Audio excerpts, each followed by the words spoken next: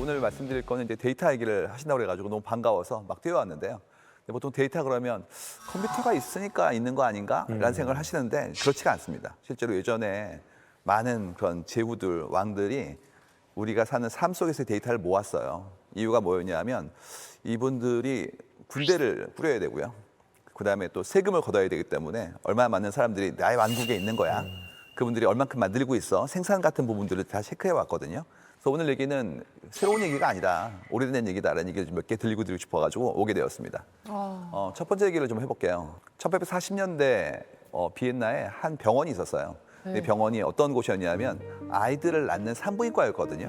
근데 거기서 분만실이 2개가 있었는데 분만실 1과 분만실 2가 같은 병원인데 사망률이 달랐어요. 출생하게 되면 이상하게도 첫 번째 병동 1에 있는 경우에는 사망률이 엄청 높았고요. 병동 2는 엄청 낮았던 거예요. 아주 한 병원에 있는데 왜 다르지에 대한 것들을 궁금해해야 되는데 다른 분들은 말씀 안 하셨는데 한 의사가 그거를 이제 주의 있게 관찰하신 거예요. 이분은 제멜바이스라는 분이었는데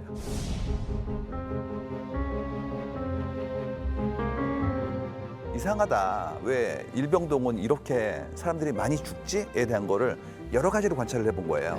흥미롭게도 일병동은 의사들이 아이를 받고 이병동은 오히려 조산원이 받는다는 걸 발견한 거죠. 그다음에 이제 알게 된 건 뭐였냐면 의사가 받는데 문제가 생긴다면 뭔가 의사의 행동에 여기서 뭔가 바뀔 수 있는 게 있지 않을까에 대한 걸 추론하신 거예요. 혹시 이게 의사들이 손을 잘 씻지 않아서 그런 일이 벌어지지 않는가에 대한 추론을 하신 겁니다. 이유가 뭐였냐면 그 당시에 의사 선생님들 같은 경우에 이렇게 환자를 보는 뿐만 아니라 심지어 시체를 해부하다가 막 뛰어오셔가지고 아이를 받았대요. 심지어 어떤 경우가 있었냐면 피와 고름이 묻어있는데 그거를 자랑스럽게 여기셨대요. 이유가 의사가 그런 힘든 일을 하는 거야. 그렇기 때문에 그런 부분들도 꺼리지 않으셨다는 거죠. 그러다 보니까 병균을 묻힌 상태에서 아이를 받다 보니 산욕열이 나오게 된 거예요. 그러다 보니까 이제 거의 20% 가까운 어떤 사망률이 나왔던 거죠. 그래서 그거를 어떻게 할까 하다가 소독액으로 이제 손을 씻게 하는 것들을 강제한 거예요. 그래가지고 의대생들한테 지금부터 소독액으로 손을 씻고 환자를 보세요라는 얘기를 해서 어떤 일이 생겼냐면 산모 사망률이 1%대로 줄었습니다. 원인을 찾았네. 엄청나죠.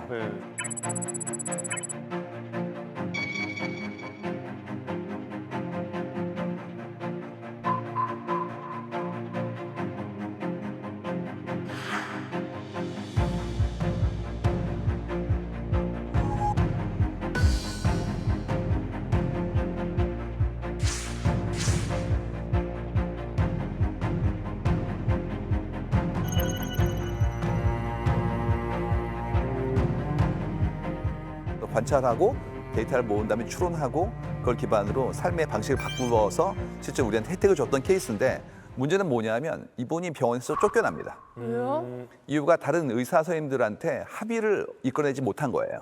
씻어야 돼, 씻어야 돼. 그다음에 이런 것은 좋은 일이야. 여기까지 하지 않고 안 씻는 사람은 문제가 있어. 이제 이렇게 얘기를 하신 거죠. 그러다 보니까 이제 동료 의사 입장에서 그때까지만 해도 과학적인 형태의 규명이 안 됐었기 때문에 이분의 방식들을 거부한 거예요. 우리도 똑같거든요. 어떤 일이 생겼을 때 내 상식에 좀 반하는 일이 벌어지면 처음에는 이것이 신기하다가 아니라 이건 아니겠지라고 생각해요. 그러다 보니까 나도 모르게 이건 아니야. 내가 했던 방식이 맞아라고 주장하다 보니 기존의 발견과 갈등이 생기는 부분들이 생기거든요. 이걸 뭐라 부르냐면 제멜바이스 리플렉스라고 불러요. 제멜바이스 리플렉스는 뭐냐면 반사작용입니다. 그래서 어떤 새로운 발견이 나오면 우리 일단 거부한다. 그렇기 때문에 혁신적인 형태의 것들도 실제로 우리한테는 영향을 끼칠 때까지 시간이 필요하다는 것들을 얘기하는 그런 하나의 단어가 있습니다. 저 김상욱 교수님이랑도 몇 번 다퉜어요. 이 문제 때문에. 사실 잘 안 맞거든요. 왜냐면 저는 귀신을 봤거든요. 전 귀신을 봤어요. 한번 본 적이 있어요. TV에서 본 적이 있어요. 근데 교수님은 귀신이 없다. 아니요, 저 없다고 하지 않았죠. 없다는 것은 입증할 수 없다 그랬죠. 그다음에 있다는 것은 데이터를 오늘 얘기하고 있지만 그러니까 이래서 데이터가 대화가 있어야 돼요, 데이터가. 진전이 안 돼요. 나는 봤는데 맥을 끊는다는 게 뭔지 알 것 같아요. 난 분명히 봤거든요. 새벽 2시에 리모컨 돌리다가 미칠 노릇이죠. 귀신이 나왔어요, 화면에. 네. 분명히 봤어요. 근데 교수님은 아니 그걸 제가 거짓말이라고 하지도 않았잖아요. 그러니까 과학적이다라는 말을 하려면 재현 가능하고 그렇죠. 객관적인 그렇지. 데이터가 돼야 한다는 거죠. 그러니까 귀신이 있다 없다를 말씀드리는 게 아니고 귀신이 있을 수 있습니다. 네. 있을 수 근데 있죠. 과학적 존재라고 볼 수 없다라는 게 결론이죠. 그렇죠. 네, 그러니까 있을 수 있어요. 봤을 수 있어요, 당연히. 맞아요. 근데 과학은 아닙니다. 자, 문과 선생님 한번 도와주시죠. 아니 이게 예. 이거를 눈에 안 보이는 것도 마치 눈에 보이는 것처럼 좀 설명을 해주시면 아 그렇구나 할 수 있거든요. 근데 지금은 없는 걸 어떻게 입증하냐 이러시니까 대화가 잘 안 이어지는 거죠. 네. 자, 만약에 지금 허공에 떠돌아다니는 원혼들이 있다면 지금 모니터를 통해 한 번만 나와 주시기 바랍니다. 그래 우리 홍진경 씨를 네. 좀 도와주십시오. 나오시면은 네. 물어볼 게 많습니다. 예. 저도 보고 싶어요. 예, 사실. 저도. 예. 19세기 말고 그 다음 얘기를 좀 해볼게요. 19세기 후반 얘기를 좀 해보고 싶어요. 아까 그건 초반이었고 19세기 후반에 어떤 일이 벌어졌냐면 지금 보시면 사는 방식이 여러 가지가 있죠. 온라인으로도 사시고 나가서 쇼핑몰에서 가시고 이런 것들이 있었는데 그 당시 미국 같은 경우에는 그렇게 많은 쇼핑몰이 없었습니다. 그러다 보니까 어떤 분이 굉장히 엄청난 아이디어를 냈어요. 카탈로그를 보낸 다음에 사람들이 주문을 우편으로 하면 얼마나 좋아 이걸 꺼내신 거예요. 그래서 몽고베리 월드라는 그런 회사가 만들어졌는데 여기는 미국의 전역에 굉장히 두터운 카탈로그를 다 송부해가지고 받아보신 분들이 여기서 원하는 것들을 찍어서 메일로 주문을 하면 그걸 전달해주는 사업을 했다는 얘기죠. 이게 엄청 성공했어요.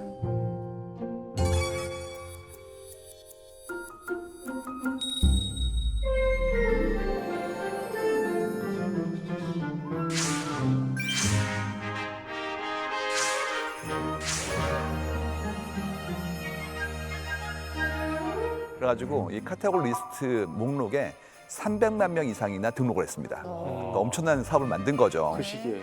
처음에는 같은 카테고리를 뿌린 거죠. 좀 있으니까 뭐게 됐냐면 이분은 잘 안 사시는데 이분은 이걸 좋아하시는데 이걸 알기 시작하는 거예요. 그리고 이제 RFM이라고 그러는데 리센시라는 거는 최근에 샀습니까? 두 번째 F라는 건 frequency예요. 얼마나 자주 사나요? 세 번째 M은 모니터인데요. 얼마나 많이 샀어요? 이걸 기반으로 분류합니다. 그러면 이제 예를 들어서 도경환 씨는 많이 사신 거예요. 그렇기 때문에 이분한테는 좀 더 많은 정보를 드려서 사게 만들고요. 교도소 형님은 좀 덜 사신 거죠. 그러면 카탈로그를 좀 이분이 살 수 있을 만큼 저렴한 걸 주시든지 아니면 아예 안 보내는 거 이런 일들이 벌어진 거거든요. 그다음에 효율이 엄청나게 좋아져가지고 이걸 기반으로 했던 수많은 형태의 추천 알고리즘이 나온 게 우리가 지금 바라보고 있는 지금의 추천 시스템이라고 볼 수가 있어요. 야 오래됐구나. 너무 100년이 재밌다. 넘은 얘기예요. 네. 와. 데이터의 마이닝을 통해서 사람의 마음도 재정적인 형태의 어떤 결과도 낼 수 있으니까 미래의 변화도 캘 수 있지 않을까라는 희망으로 살고 있습니다. 고맙습니다. 역시 깔끔합니다. 벌써 끝났어요. 저는 너무 몰입해서 들어가지고. 우리가 사는 세상이기 때문이에요. 내가 알고 있는 거니까. 맞아요. 근데 그 뒤에는 치열한 게 있거든요. 자, 우리 본격적으로 오늘 이야기를 나누기 전에 오늘의 가설부터 확인을 해보도록 하겠습니다. 요즘 제일 핫한 과학기술에 대해 발칙한 가설을 세우고 이야기를 나누면서 그 가설을 증명을 해 나갈 텐데요. 자, 오늘의 가설은 뭔가요? 자, 오늘의 가설. 부자들은 석유 대신 데이터에서 돈을 캔다. 맞는 말이죠. 야, 돈. 이제 설명을 듣고 나니까 뭔 소린지 알 것 같아요. 예. 구체적으로 우리가 데이터 그리고 데이터 마이닝에 대해서 한번 좀 설명을 다시 한번 해주세요. 중요한 건 캔다라는 동사인데요. 마이닝도 이렇게 광산 채굴업이잖아요. 그렇죠. 데이터는 산처럼 쌓여 있는데 어떤 거는 필요 없는 정보들이고 어떤 건 필요한 정보들이죠. 이제 필요한 정보를 추출해내는 과정 자체가 마이닝이에요. 근데 거기까지가 캐낸 거라면 정제해야 돼요. 이제 석유도 시추한 다음에 그걸 나눠가지고 등유 여러 가지의 경유 나누잖아요. 그 과정 자체가 이제 인사이트를 파이닝하는 과정이 필요한데 그걸 다 하고 나면 우리가 할 수 있는 실행할 수 있는 결과가 나오죠. 이 과정 자체가 전부 다 채굴이 되는 겁니다. 사실은 데이터 마이닝이라는 것 자체가 과학이에요. 과학이 하는 활동이 정확히 수많은 관찰을 통해서 데이터를 축적하고 그 데이터로부터 어떤 일반적인 법칙을 끄집어내는 게 과학이었거든요. 그러니까 그것이 이제는 전 분야로 확장돼가는 과정이라고 보시면 될 것 같아요. 과학자들이 오랫동안 해오던 활동인데 이게 이제 수치화돼서 원래는 의미를 몰랐는데 그렇죠. 과연 이 숫자가 무슨 의미지 하고 정리를 했더니 아 이렇게 산모를 살릴 수 있구나. 그러니까 이런 거는 조류가 과학적 나는 거죠. 데이터가 아니라고 그럼요. 생각했던 것조차도 네. 가만히 보면 모두가 다 과학적 분석이 가능한 데이터였던 맞아요, 거죠. 맞아요. 데이터를 통해 산모들이 목숨을 구한 것 같은 사례가 많다고 하셨잖아요. 또 어떤 게 있나요? 또 있나요? 저는 개인적으로 역대급 데이터 마이너로 여러분 잘 아시는 나이팅게일을 꼽고 싶습니다. 나이팅게일. 나이팅게일은 백의의 천사. 예, 아시죠? 근데 과학이랑은 영 거리가 멀어 보이는 분인데. 이분이 정말 뭐 대단하신 분이에요. 예를 들어 뭐 직업은 다 아시잖아요. 간호사. 간호사. 그냥 이렇게만 알고 계신데 실제로 이제 영국 왕립 통계학회 첫 여성 회원이자 미국 통계학회 명예 회원인 데이터 전문가입니다. 통계학회. 네. 통계학회. 저희 쪽에서는 엄청 유명하신 맞아요. 통계학자고요. 나이팅게일이요? 예, 행동가입니다. 이분이 실천가예요. 예. 이 나이팅게일 같은 경우가 그 크림 전쟁 당시에 이제 간호사로 활동하셨어요. 근데 프랑스, 영국, 오스만 제국, 러시아 사이에서 벌어진 전쟁이잖아요.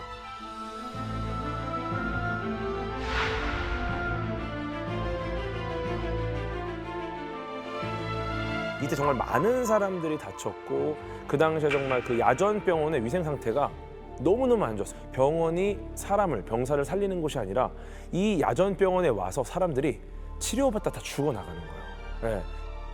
사실 이때의 상황이, 그러니까 원래 그 유럽에서의 전쟁이란 것은 나폴레옹 전쟁 이전까지는 불과 한 몇만 명이 싸우는 게 보통이었어요. 그러니까 한 3만 명 정도의 군대가 모여서 싸우는 게 우리가 아는 최고의 그런 전투들이었어요.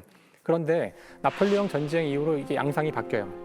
그러니까 나폴레옹 전쟁 때부터 이제 지금 우리가 하는 것처럼 전 국민 개병제, 사람들을 의무로 다 끌어다가 전쟁터로 보내는, 그러니까 갑자기 전쟁에 참여하는 숫자가 늘어나게 되는데 숫자가, 그래서 크림 전쟁 때에 그 참전한 그 군대의 규모는 양측 각각 한 70만 명 정도가 참여하거든요.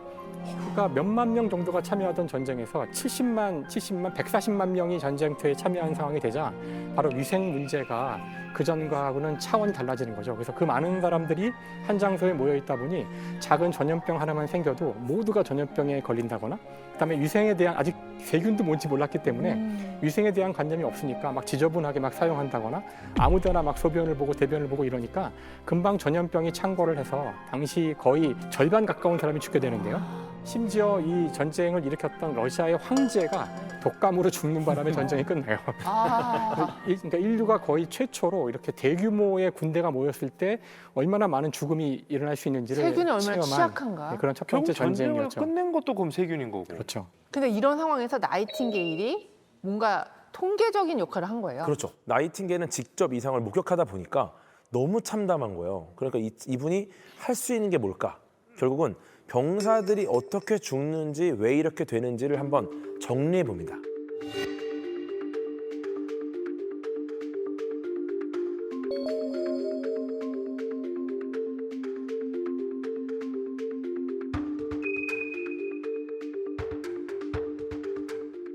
그래서 보시면은 뒤에 있는 이 다이어그램이 이제 로즈 다이어그램이라는 거예요. 로즈? 예, 약간 장미꽃 모양으로 돼서 가장 유명한 차트입니다. 맞아요. 심각성을 분석하기 위해서 데이터로 이렇게 시각화를 시킨 거죠. 원 형태를 12개의 구역으로 나눴습니다. 위에 6개, 아래 6개. 그래서 이제 전부 이 12개의 이 구역들이 하나의 월을 의미하고요. 파란색이 전염병 등 2차 감염으로 사망한 병자의 수. 우와, 파란색이? 네, 2차 감염. 붉은색이 이제 치명적인 전투 부상으로 인해 사망한 병자의 수. 그다음 검은색이 기타 이유입니다. 아, 네, 그럼 보시면 이 파란색이 압도적으로 많은 거네요. 압도적으로 파란색이 많죠. 그 말은 뭐냐면 결국은 실제 부상이 심해서 혹은 다른 이유보다도 제일 중요한 게 2차 감염이구나. 이걸 데이터를 통해 알아낸 거죠. 우리 문과에 계신 우리 또 선생님들이 너무 조용하세요. 저는 예. 이걸 보면서 이런 걸 보면서 문과적으로 어떤 느낌이 드시나요? 나이팅게일이 굉장히 문과적으로 접근했다는 생각을 하죠. 이걸 보고요? 네. 도대체 여기 어디에 문과적인 요소가? 너무 억지로 껴맞추시는 아니, 거 아닙니다. 아니에요? 예. 데이터 자체도 중요하지만 예. 데이터를 가지고 어떻게 설득하는지가 훨씬 더 중요하다고 말씀드렸었잖아요. 네. 나이팅게일이 이 로즈 다이어그램을 만든 이유는 예산을 따내려고 한 겁니다. 아, 2차 감염이 제일 많았잖아요. 왜냐하면 그때 병원 시설이 굉장히 열악했어요. 네. 그래서 지원을 받아야 되는데 그러면 지원을 할 사람들을 설득해야 되죠. 네. 그럼 숫자만 보여줘 보세요. 이 숫자가 뭐야? 이럴 거 아니에요.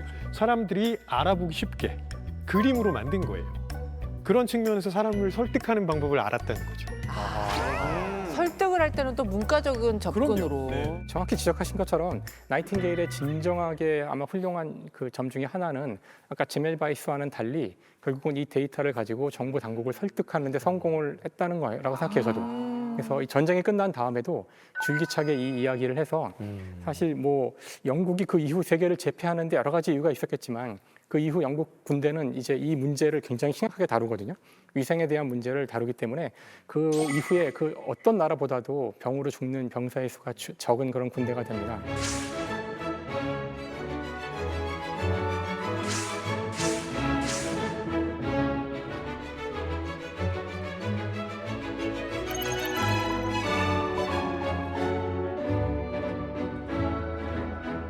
이분이 대단한 분이었던 게 사회적으로도 굉장히 백그라운드가 굉장히 힘 있는 분들과 연결시킬 수 있을 만큼 강한 분이었어요. 그래서 전쟁터에서도 자원의 투여를 결정하고 그 결과를 내신 다음에 그거를 본토에 보낸 거거든요. 그러니까 데이터 기반의 정책 결정이라는 부분들의 예제를 만들어내신 분이에요. 그래서 의회를 통해서 이제 예산 할당에 대한 부분들에 그만큼 더 투자를 이끌어낸 거죠.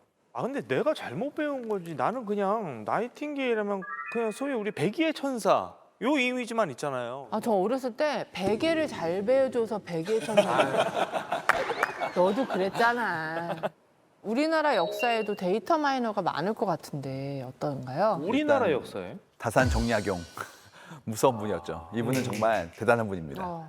그 여러 가지 케이스가 있는데 그 중에 하나가 뭐였냐면 이제 황해도 곡산에 목민관으로 내려가신 거예요. 근데 지방 관료로 가시면 먼저 해야 되는 게 이제 군역 같은 거 관리해야 되거든요. 근데 배우셨잖아요. 국사 시간에 삼정의 문란으로 이제 군포를 징수하는 것들이 워낙 많은 비리가 있었다. 네. 그래서 배웠던 게 뭐 족징, 인징 이런 것도 나오죠. 족징은 뭐냐면 친척이 도망가면 친척 남아있는 분들한테 물리는 거고요. 그다음에 인징은 뭐냐면 이웃이 도망가면 이웃한테 물리는 거예요. 이게 불합리하죠. 그리고 그분의 삶이 굉장히 비난한 경우에는 그걸 감당할 수가 없거든요. 과도하게 요구하는 것들을 이분이 막은 거예요. 근데 그냥 막으면 안 되니까 뭘 하셨냐면 이분이 데이터를 분석했습니다. 가구별로 가셔가지고 이분의 현재의 삶이 어떤지를 살펴본 거예요. 기와집이야? 아니면 초가집이야? 아니면 또 살고 있는 사람들 중에서 혼자 되신 분들이 있어? 고아가 있는 건 아니야? 이런 것도 보셨고 더 나아가서 어디까지 갔냐면 좀 어려운 집안의 분들한테는 소택 개수까지 셌대요. 그게 어느 정도의 살림을 설명하는 거니까. 그러니까 이걸 기반으로 이제 아전이 와가지고 이 집안에 이걸 거둘래요? 그러면 안 돼. 내가 지금 봤더니 이 집안 어렵구만.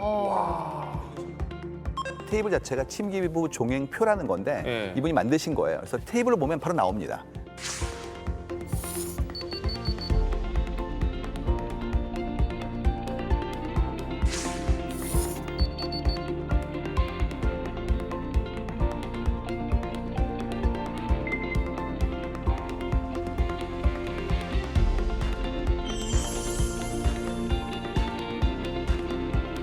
저희가 생각하는 거는 아 이분은 정말 천재다. 근데 우리 알고 있는 유명한 얘기 있잖아요. 원페이지 프로포즈라고 그래가지고 의사결정권자들은 두꺼운 책 싫어하잖아요. 맞아요. 그거를 보통 정보를 유실하는데 유실하지 않고 하나를 만들 수 있을 만큼 엄청난 지력을 가진 분이었다는 건지 알게 됐죠. 엄청난 데이터 사이언티스트입니다. 대단하네요.